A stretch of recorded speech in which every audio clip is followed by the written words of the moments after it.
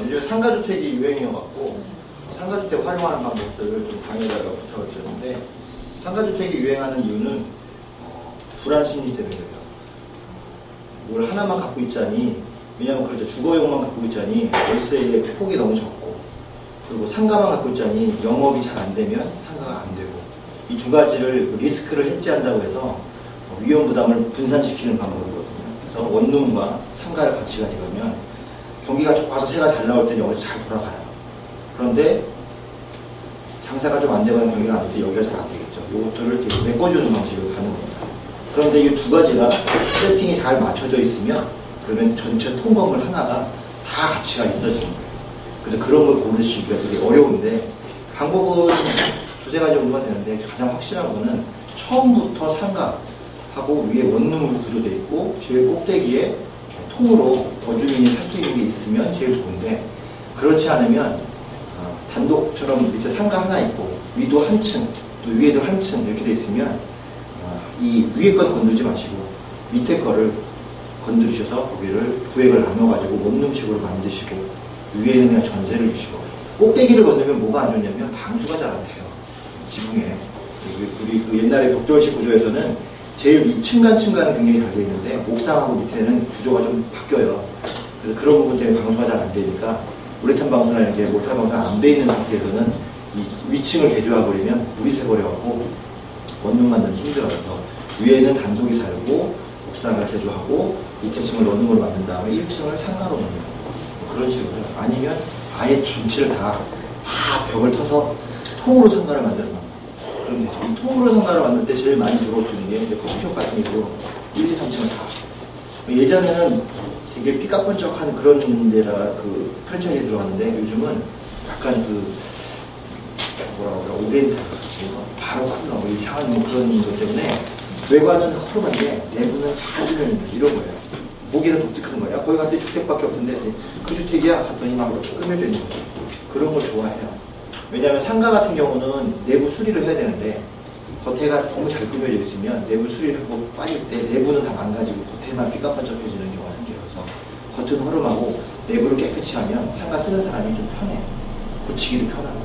그래서 그런 부분들을 특별하게 해서 상가주택을 전시식 때 좀 잘 보시면 그 차별점들이 좀씩 보일 거예요. 그래서 한번 소개를 해드리려고 말씀을 드렸어요. 두 번째 시간에는 경매 물건 추천을 들어갈 건데, 한 6개 물건하고 상가주택으로 할 수 있을 만한 물건 중에 좀 괜찮은 게 하나 있어서 그 내용이 안 나와 있는데 한번 꺼내보려고 합니다. 첫 번째 물건이 6778, 2468인데, 원미구 신곡동의 분명 오피스텔입니다. 두 개가 나왔는데, 그 부천 쪽에는 오피스텔이 구조를 좀 보시면,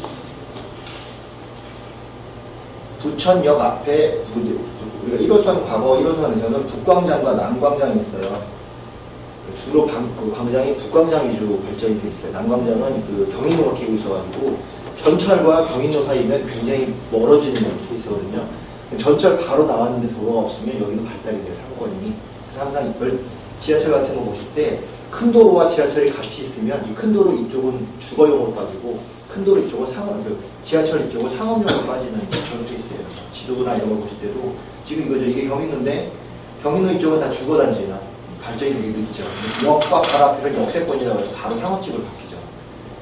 그래서 지금 부천역 안에, 이 안에는 지금 뭐 여러 가지, 뭐 이마트도 들어와 있고 여러 가지가 있는데, 자, 여기서 이 부천역 사거리 보시면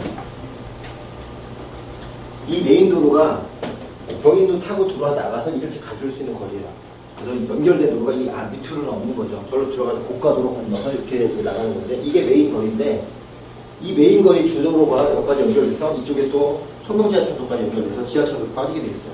요 블럭이 뭐가 되냐면 중진상업지구가 되는 거죠. 이 뒤쪽은 여기 구상업지구. 여기가 뭐가 많은 게 있을까요? 구상업지구. 대부분 다 모텔이 많아요.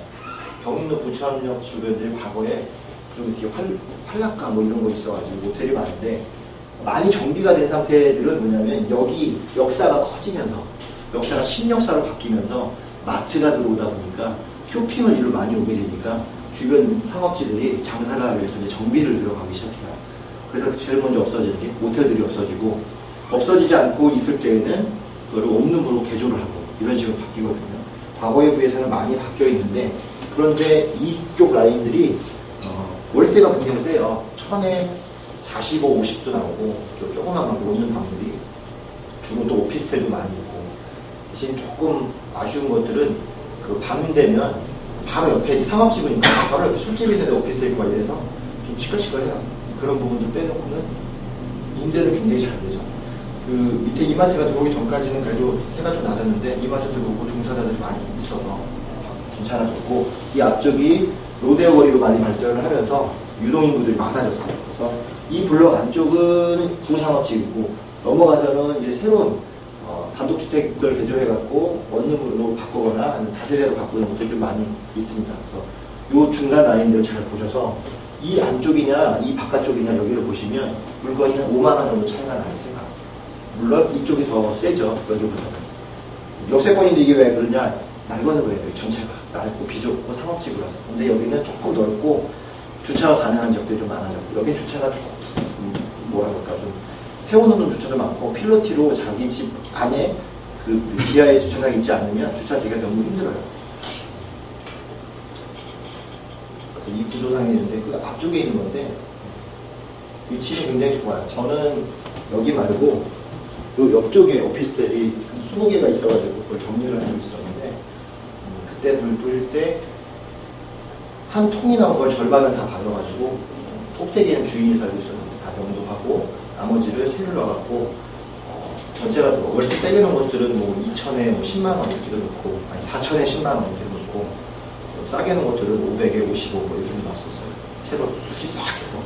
이쪽들은 너무 넓다 보니까 내부 수리만 잘 돼 있고 주차장만 좀 잘 꾸며놓고 또 쓰레기 분리수거만 잘 갖춰놓고 배점판만 또 잘 깨끗이 해놓으면 정말 잘 되는 지역이라 오피스텔을 가서 보실 때는 그런 부분들이 잘 돼 있는지를 좀 보셔야 되는데, 그게 주변 지역보다 좀 괜찮다라고 하면은 545에서 50까지 충분히 나오는 지역이니까 그런 것들 부천역 주변에 나오는 것들은 쏠쏠하게 돈이 될 수 있으니까 거래도 충분히 되고요. 오피스텔 거래 잘 안 되는데 이쪽에도 거래되고, 현재 감정가가 5,300으로 나왔는데 7평이죠.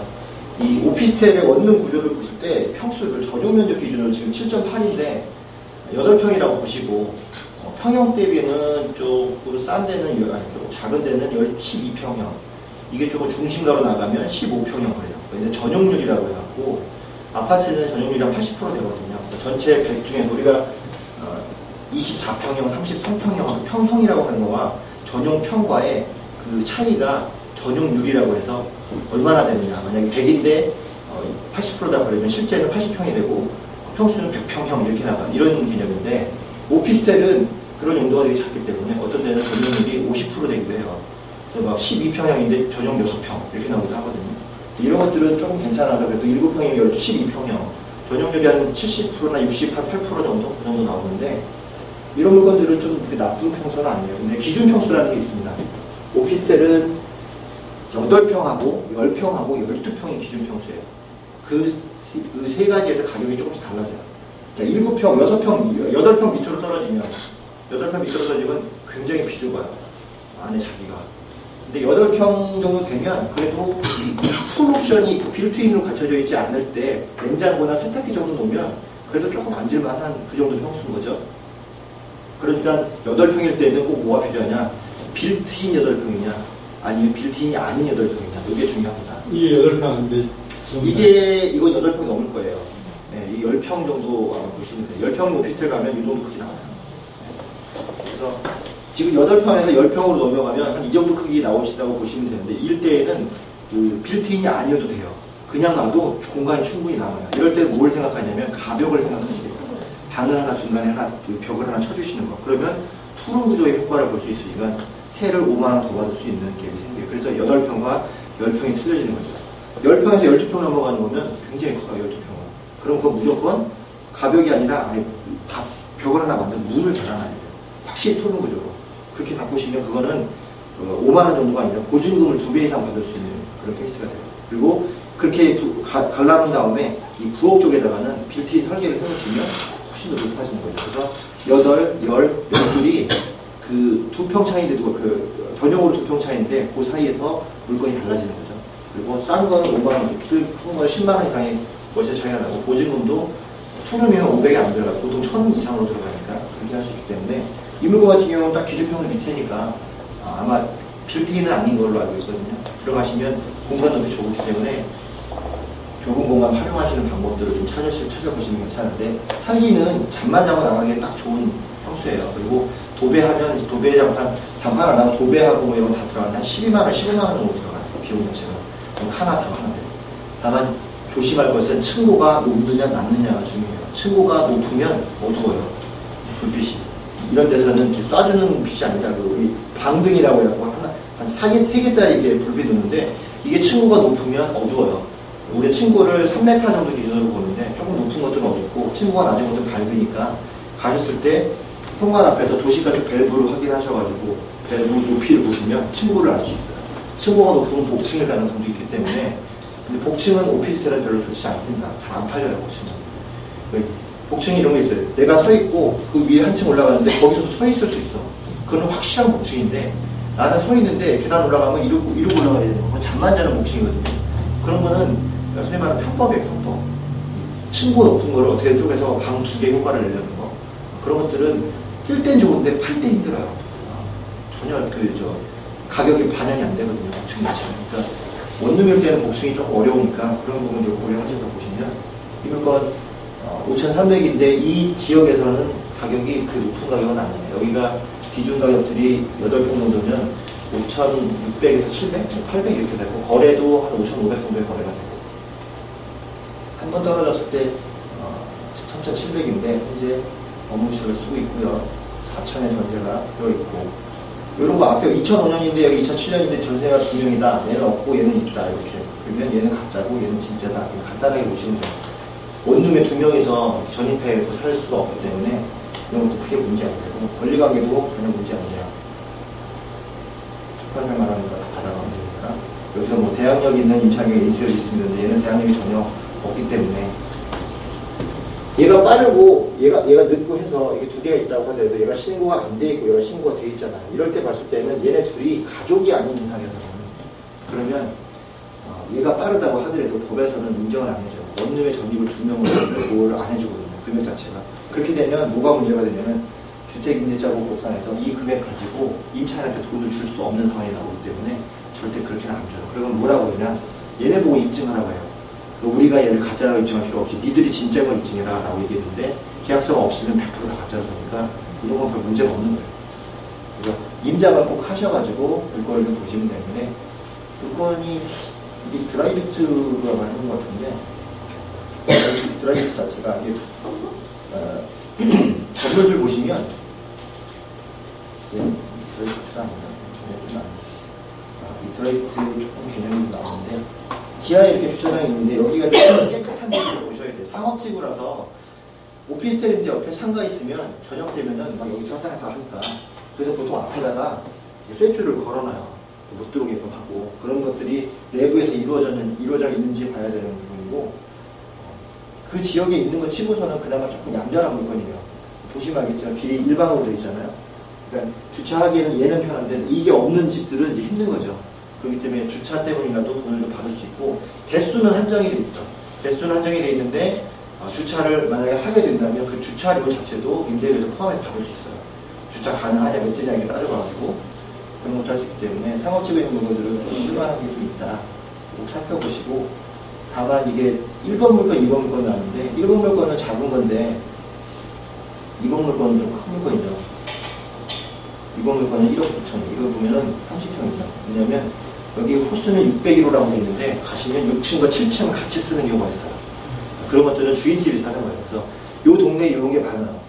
자기 건축주가 지어놓고 자기가 꼭대기에 살고 밑에를 다 세를 주고 그랬던 건데 일단 망해서 나오는 것들이 많고 중간에 바뀌는 것도 좀 많고 그래서 이 물건을 보시면 가격 대비 괜찮으니까 1번 물건 정도는 한번 보시면 좋고 투자 낙찰을 만약에 이런 것들 낙찰을 받는다고 하면은 70% 떨어졌다는 건 별 의미가 없어요. 지방에서는 무조건 강제로 떨어뜨린 거니까. 낙찰이 어느 수준이 되냐면 보통 4,800, 이 정도 수준이 돼요. 그래도 5천만 원에 받아도 대출이 한, 오피셜한테 80%가 나오니까 4천원 대출 받고, 1,000만 원 월세 놓고 보증금 1,000만 원에 월세 35 정도 나오면 대출 이자 내고도 한 18만 원 정도 나와요. 그러면 돈 하나도 안 들어가죠. 뭐 취득세 조금 들어가고. 다만 이제 단점이 뭐냐? 오피스텔에 상업지구에 있으면 뭐가 세냐면 재산세가 세요. 재산세가. 그래서 10달, 12달 중에 2달은 세가 의미가 없다 이렇게 생각하셔야 돼요. 왜냐하면 얘는 또 건물부만 나오는 게 아니라 토지부까지 따로따로 분리해서 나오는데 세가 좀 그런 게 좀 세죠. 오피스텔 자체 가격이. 그렇기 때문에 10달 가격 중에 2달은 세금으로 내는 가격이다라고 생각하시면 10달 가치만 먹는 거기 때문에 그런 식으로 수익 계산을 해주시는 게 정확하게 갈 수 있는 방법이에요. 그리고 물건도 괜찮으니까 한번 보시고.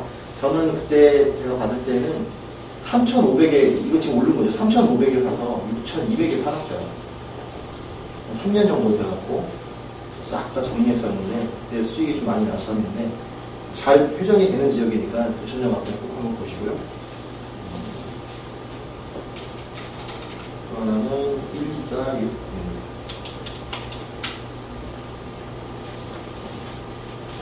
부천시 원이고 충청.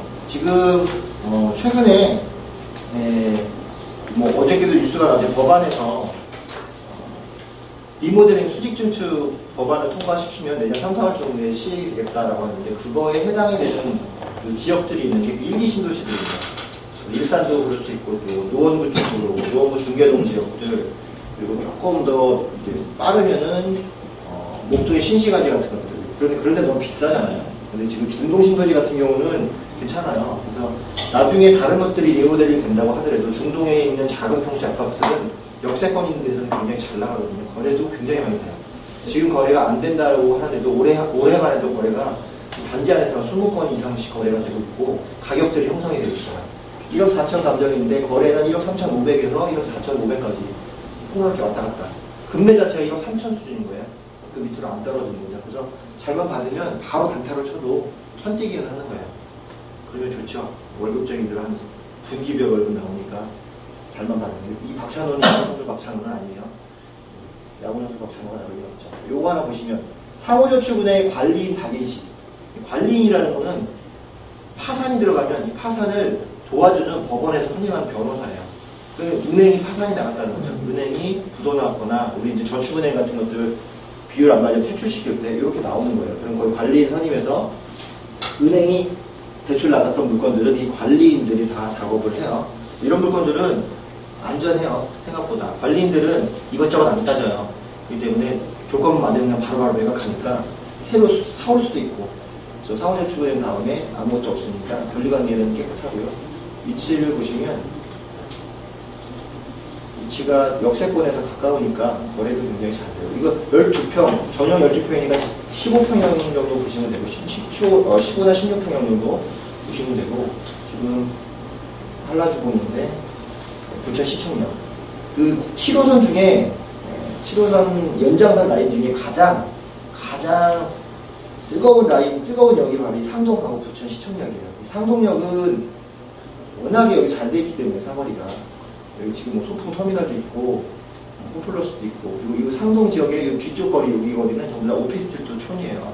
여기도 오피스텔 거리가 굉장히 잘 돼요. 주변이 호텔에서 사는 사람들이 많이 오고 그 앞에 세이브존이라고 있는데 이쪽인가 세이브존이 있는데 거기서 상가 거기 근린상가 하시는 분들도 그거 와서 많이 자기 때문에 거기서 많이 쓰는데 그래서 주변에 오피스텔 기준들이 한 7천 정도에서 거래가 되는데 똑같이 아까처럼 한 8평 정도, 10평 정도 되는 게 그런데 나머지 이 아파트 단지 이 뒤쪽은 그 평수가 되게 큰 아파트들이라 접근이 좀 어렵죠. 그래서 나와주시면 이 뒤쪽에 작은 단지 아파트들이 이 상권을 다 흡수해갖고 그래서 거래가 좀 되는 지역이에요. 이런 데서는 큰 아파트보다 오피스텔과 경쟁할 수 있는 작은 평수의 아파트들을 가져가면 되고요. 여기 가까워서 오피스텔이 있지만 잠만 자고 오피스텔 다닥다닥 붙어 있어서 채광이 잘 안 좋아요. 전면 채광이 아니라 측면 채광이어서 거의 어두워요. 꼭대기층 아니면. 아파트 단지는 그런 게 좀 덜하니까 좀 쾌적성이 좀 높겠죠. 이렇게 나오는 아파트들은 좀 주목해서 보시면 된다. 12평형이면 9,800인데 8평짜리 오피스텔도 9,800 정도 해요. 거기서. 싼 거는 7천만 원 정도 하고 이 가격대면은 더 떨어지는 게 아니라 여기서 조금 올려줘서 가격을 쓰셔도 나올 것 같다라고 말씀을 드릴 것 같고 전세도 굉장히 세고 월세가 지금 2천에 70 정도 나온다고 해요. 2천에 70. 그러면 이것도 잘하면 돈 잘 안 들어가죠. 그리고 아파트니까 일단 세금 적자겠죠. 거의 확정되면은 이거 1억 미만, 3억 미만이니까 취득세 굉장히 줄고, 그렇기 때문에 오히려 이럴 때는 작은 평수 아파트들 분양하는 게 회전율에서 훨씬 더 좋다고 보시면 되겠어요. 물건도 크게 문제 없는 물건이니까 단지만 잘 가셔서 확인하시면 됩니다. 소형평수 아파트들 최근에 소형평수가 강북에서는 다 사라졌어요. 일산도 사라지고, 일산에서는 소형평수 아파트들이 풍동 쪽에 많았는데 풍동 쪽도 싹 없어졌어요. 시야도 많이 됐고, 그리고 낙찰도 많이 됐고, 그리고 일산 쪽에, 일산에 있는 아파트 중에서 유일하게 소형 아파트가 올라요. 지금 전세가도 많이 올라서 기존에 매가 1억 6천 정도 했던 것들은 지금 1억 9천 정도 올라갔고, 뭐 1억 2, 3천에 있던 것들은 1억 60천 올라가 있고, 전세값이 2, 3천만 원 갔기 때문에 그래서 지금 많이 없어져서 낙찰가도 많이 오르고 있습니다. 또 하나 중동에서 하나 이로 비슷한 근처에 있는 거예요. 이것도 비슷한 평수죠. 똑같이. 가격도 비슷하고 평수도 아까 그게 조금 크던 것 같거든요. 이게 44.1이고 앞에 게 44.85니까 앞에 게 조금 더 평수가 있고, 얘도 위치는 비슷해요. 조금 옆에 떨어져 있는 부분이고. 두 가지를 보여주는 이유는 실투자금이 많이 들어가지 않는다고 하면 가능한 한 자기가 물건지를 하나 찍었으면 그 물건지에서 많이 벗어나지 않는 지역에 두세 개를 갖고 있는 게 뭐에 좋다? 거래에 좋다. 여기서 역시 부천시청역이고, 아까는 이쪽이었죠. 한라주공이었죠. 이 안에 똑같이 바운더리 있는데 평수 비슷하고 거래가 비슷해요. 그러면 뭐가 좋으냐? 아까 말씀드린 오피스텔 쪽에 있는 데에 부동산들이 굉장히 많이 있어요. 거래도 잘해주고 관리도 잘되고, 아파트 같은 경우들은 워낙에도 관리도 편하지만 나중에 매매 거래를 할 때 주변에 단지 안에 중개사들이랑 거래를 하긴 하는데, 그래도 이렇게 중개사 형성이 잘 돼 있는 지역에서는 물건들 내놓으면 전화가 한 번 내놓으면 1년 내내 사람이 계속 전화가 와요. 내가 팔아도 전화가 와.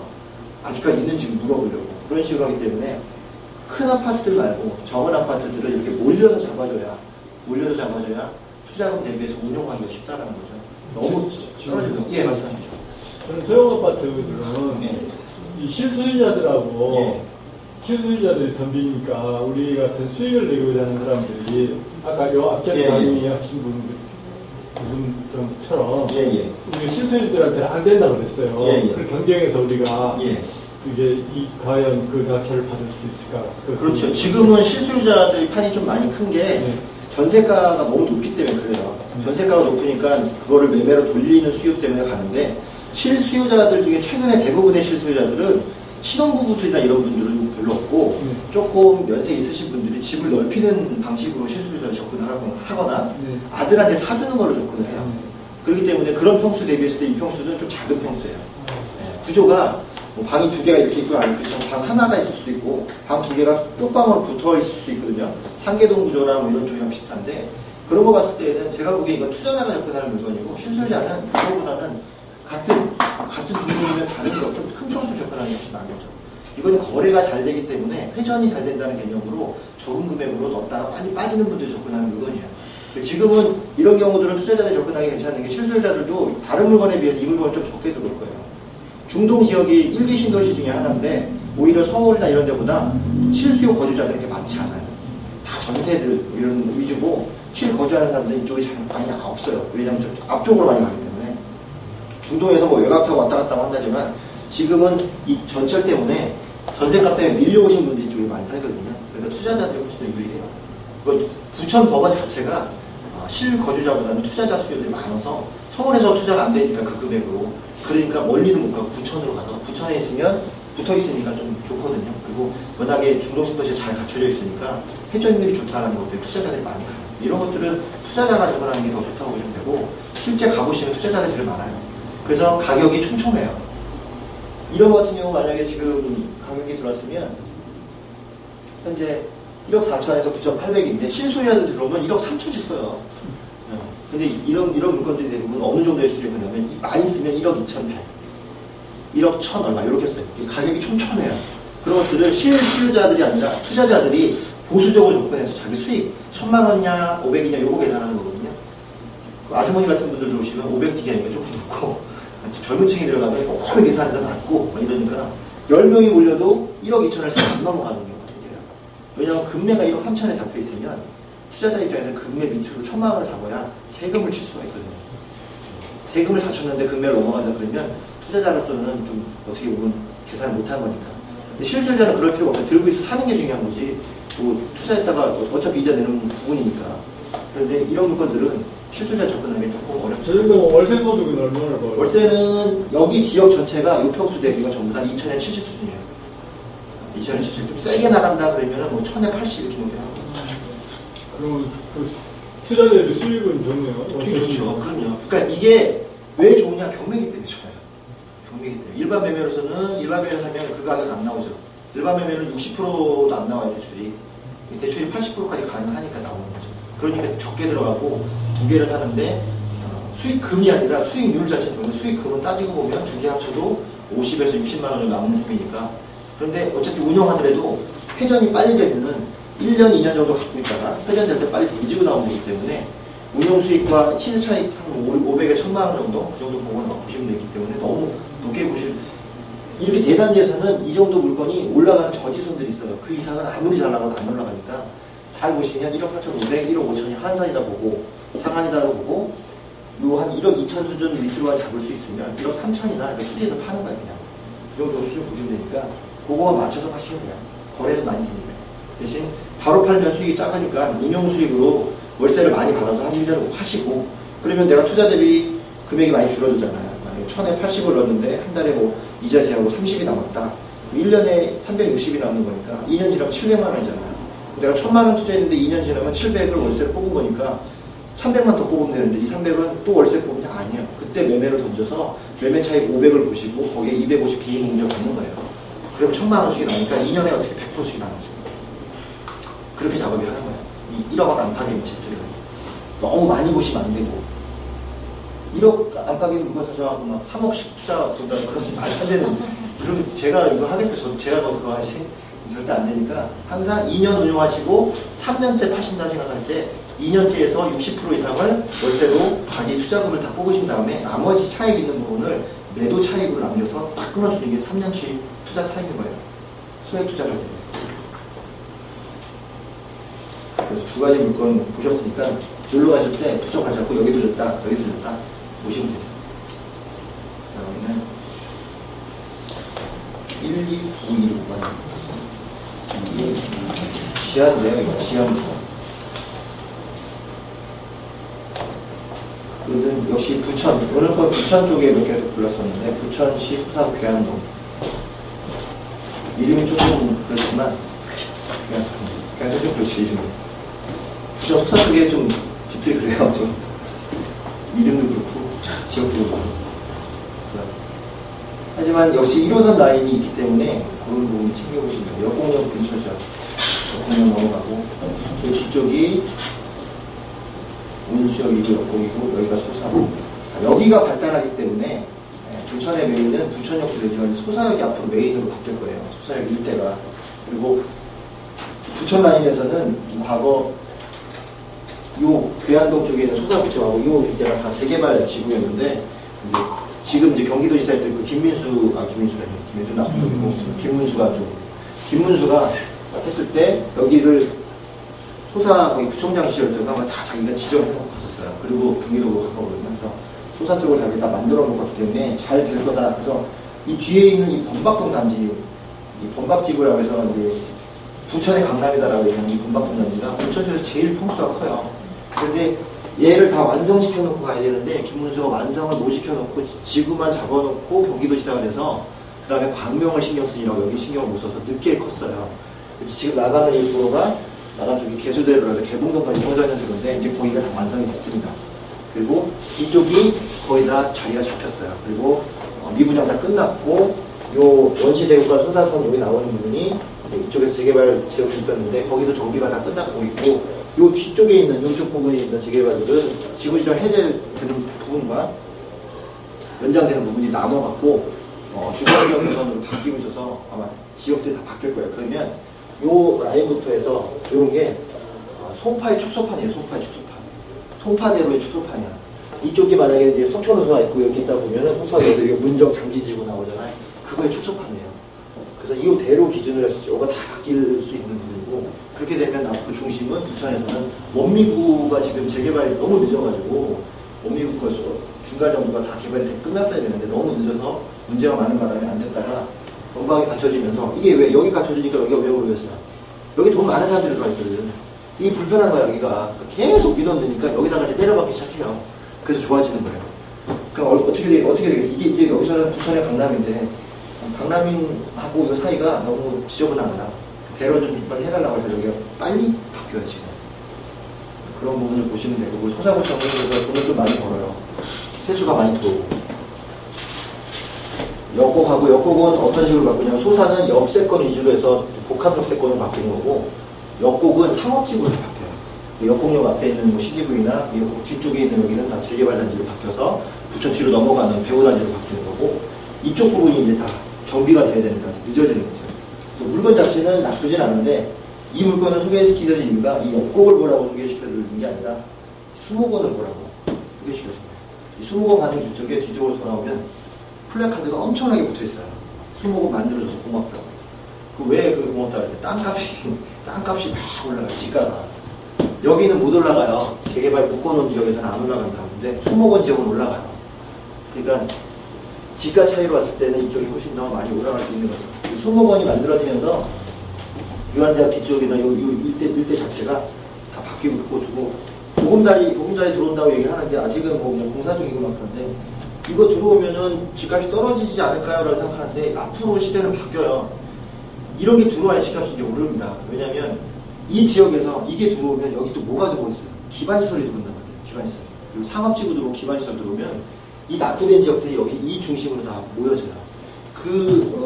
예로 하나가 신정동에 있는 지역에 그 서부트럭터미널 뒤쪽에 있는 그 임대단 장기련수 시프트가 들어왔는데, 그게 들어오기 전까지는 그 동해라이빌이나 신정에 있는 그 푸른말 아파트 이런 데가 그 슈퍼 하나로 먹고 살았어요. 거기는 뭐 완전히 배짱 장사 해도 되는데, 장기련수 시프트가 그 뒤로 서남병원 있고 이게 뒤로 크게 들어왔어요. 거기가 15,000세대 정도가 들어왔는데, 이제 걔네들이 들어오니까 그 앞에 상업지구를 만들어야 되는데, 이 상업지구 장사가 되어야 되니까 안쪽에다 못 만들어요. 대로변 위주로 이렇게 만들지. 그래 양쪽에서 이렇게 상업시설 이용할 거니까. 덕분에 그 길 바로 앞에 있던 집들이 올랐어요. 누구지? 저희 집 올랐어요. 3년 만에 올랐어요. 그거 보고 들어갔는데 너무 늦게 들어갔고, 이제 막 거기서 막 학교 들어오고 막 상업집 올라가고, 엄마들끼리 맨날 모여 술 먹고, 애들 맨날 모여서 이상한 방광 끼는 거 이런 거 보내고, 자기들끼리 술 먹고 이러면서 이제 집값이 올라가기 시작하는 거예요. 여기서 뭐 하겠어요? 집값 올리자고 얘기하겠죠. 그래서 올라가기 시작하는 거예요. 똑같아요. 이게 들어와야만 커져요. 그게 언제 들어올 일주일이라든지 한참 걸려요. 공사라든지 한참 걸려요. 이게 제가 보기에는 4년 정도 더 있다가 완성이 된다고 하더라고요. 대신 항동 쪽에 있는 수목원부터는 다 거의 다 들어왔거든요. 이쪽 가시면은 남부 수자원 생태구역이라고 해서 편의시설들이 되게 잘 갖춰져 있는 공원 같은 데가 있어요. 거기 가시면 사람들이 무지개 많이 와요. 그 좁은 도로 옆으로 그냥 차 끌고 다니면 장사하는 사람만 해도 하루에 버는 돈이 꽤 많다고 해요. 그만큼 인구가 모인다는 얘기죠. 그런 데로 모여야 돼요. 그래서 이 물건 같은 경우는 그런 것 때문에 여기서 시작하는 것들이 완성되면 이 뒤에서 받쳐지면 여기 일대가 다 바뀌니까 장기적으로는 굉장히 좋은 것들인데, 그런데 그런 데를 아무리 장기적이 좋다고 법석 큰 걸 사면 안 되기 때문에 뭘 권해드렸냐? 지하를 권해드립니다. 싼 걸로. 거래는 7천 정도 되고요. 전세가 4천 나오니까 대신 지분이 6평이고 13평인데, 이 물건 자체는 괜찮은데 지하지만 턱이 조금 있는 30cm 이상이 있는 턱이기 때문에 신순하고 그런 문제는 전혀 없습니다. 괜찮은 적이었거든요. 한번 경매로 나왔었는데 2004년에 경매로 나왔었는데 이런 것도 보시면 재밌어요. 경매가 2004년 낙찰이 얼마나 됐을까? 2004년 경매에 5,100에 낙찰이에요. 5천에 나오고 5,100에 그냥 산 거죠 그냥. 근데 지금 그게 1억까지 올라 있는 거죠. 2004년 10년 만에 1억 오른 거예요.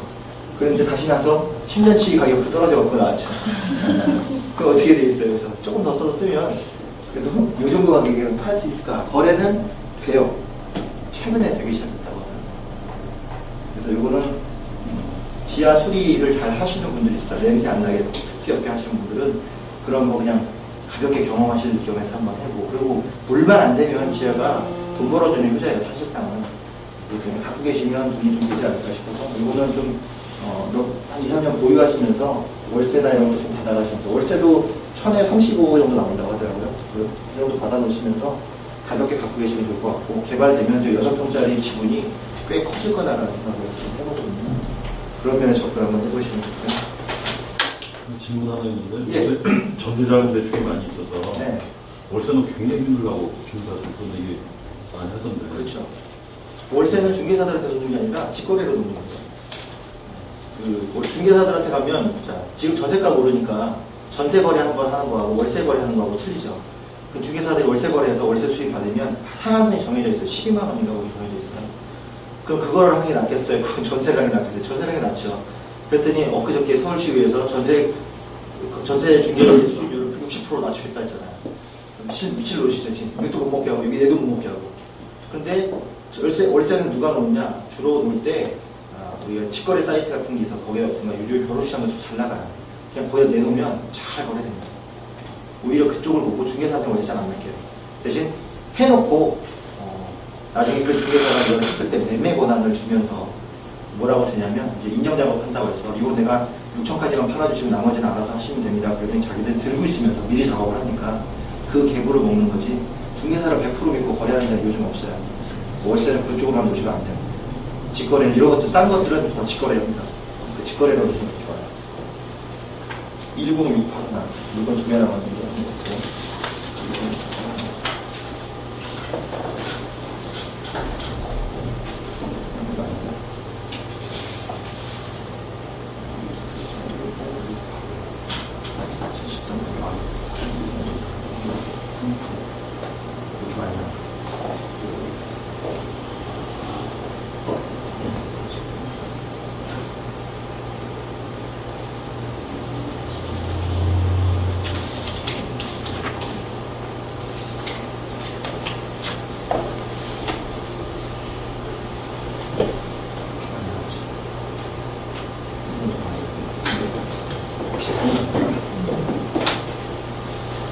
한본에 보시 한본동에 있는 현대 코아트가 있는데, 이것도 역시 오피스텔 2개가 나왔어요. 저는 신권에서 하나는 먼저 떨어져 있죠. 위치를 보시면 3본 지역 자체가, 군포 3본이 아파트는 출렁임이 되게 세요. 조금 문제가 생기면 아파트가 훅 떨어졌다가 조금 더 가격이 온다가 갑자기 훅 올리고, 이 폭이 너무 커요. 3본 군포가. 그래서 3본 군포는 아파트를 접근하시면 안 돼요. 거기는 사무실하고 오피스텔을 접근을 하시는 건데, 3본역 앞에 나가서 봐도 있는 아파트. 3본역은 디지털 단지, 고로 디지털 단지나 이런 것처럼 오피스텔이 되게 강세인 지역이에요. 그리고 소비 수준이 굉장히 높아요. 대신 아파트는 흔들려요. 아파트는 안 좋은 이유가 뭐냐면, 군포에서 지은 아파트들이 자재가 그렇게 좋지 않다. 일산처럼. 그래서 내구성이 약하다는 얘기들이 과거부터 있어가지고 군포 아파트들이 재가수 잘 못 받아요. 물론 집이 없을 때는 모르지만 지금처럼 불경기 때에서는 군포 아파트들은 되게 출렁임이 세니까 아파트보다는 오피스텔 접근하시는 게 좋은데, 현대코아트를 잘 지어놨어요. 큰 물건. 상업지구 내에 있는 물건이고, 이거는 신건도 있고 지금 떨어진 것도 있는데, 신건을 보여드린 이유는 오피스텔 같은 경우는 손이 많이 타면 사람들이 좋은지 금방 알거든요. 신건일 때 들어가셔서 임장하시는 게 제일 좋은데, 대로변에 있는 큰 물건이니까, 이렇게 오피스텔이 좀 크면 1층에 뭐가 있다? 중개사무소가 있다. 그러면 손 안 타잖아요. 막히는데 거리가 다 되니까. 그렇기 때문에 꼭 아예 작은 거면, 아예 작은 아까처럼 부천에 있는 오피스텔처럼 그런 작은 거면 몰려있는 데를 가셔야 되고, 큰 거면 밑에 들어있는 데를 찾으셔야 되는 거죠. 그런 부분으로 보시라고 보내드린 거고, 지금 1번, 2번 물건인데, 이거는 4,900은 작은 평수네요. 8평. 8평짜리 4,900. 근데 얘가 지금 없는 걸로 나왔고, 큰 거에서 보시면 이거는 10평인데 7,700. 2평짜리 크게 낮아져요. 뭐가 진실일까요? 작은 거나 죽은 거나. 이럴 때 뭘 사야 되느냐? 아까 말씀드린 것처럼 8평, 10평 기준에 그 기준을 보시고 하는데, 저는 이럴 경우에 그냥 싼 거 사요. 이런 거 어떻게? 100%에 사요. 그냥 들어가서. 왜? 얘를 놓나 걔를 놓나 5만 원 차이밖에 안 나요. 이렇게 있을 때는 큰 차이가. 그렇기 때문에 앞에 거를 2000에 30이 들어가 있는데 쟤를 똑같이 넣으면 얼마에 넣을 수 있어요? 2000에 20이 넣으면 돼요. 여기 들어가요. 결국은 이 오피스를 보시면 알겠지만 평수가 되게 다양해요. 여기 어떤 식이 되면 15평, 12평, 8평, 뭐 7평 이런 식이 다양해요. 그럴 때는 기준 평수가 있어요. 기준 평수. 그 기준 평수를 잡아야 되는데 이 기준 평수는 8평. 8평 앞뒤로에서는 큰 차이가 없어요. 7평을 사나 10평을 사나 5만 원 차이밖에 안 나요. 그러니까 그럴 경우에 투입금이 작은 거.